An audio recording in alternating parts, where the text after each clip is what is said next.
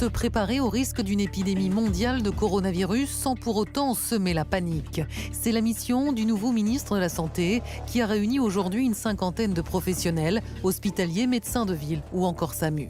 Nous sommes prêts à faire face à toute situation vis-à-vis du coronavirus et nous continuons de nous préparer pour faire face à toute éventualité si jamais la situation devait évoluer. Apparu fin décembre en Chine, dans la région de Wuhan, le Covid-2019, le nouveau nom du coronavirus, s'est propagé malgré des mesures de confinement exceptionnelles. Plusieurs pays d'Asie sont désormais touchés, comme le Japon et le Vietnam. Des cas sont détectés jusqu'en Europe et aux États-Unis.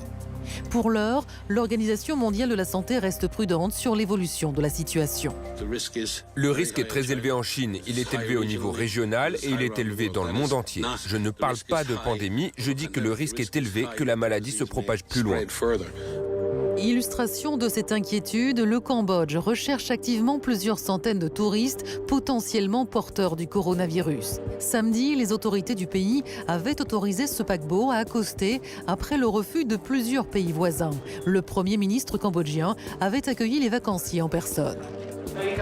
Depuis le Cambodge, des personnes de 41 nationalités retourneront dans leur pays et retrouveront leur famille sans crainte. Sauf que quelques heures plus tard, une passagère américaine du paquebot a été diagnostiquée positive lors d'une escale en Malaisie. Comme elle, 200 croisiéristes occidentaux ont déjà quitté le Cambodge, risquant de disséminer le virus. Alors la propagation de la maladie est-elle inéluctable? Faut-il craindre une pandémie? Dans quelle mesure la France sera-t-elle touchée?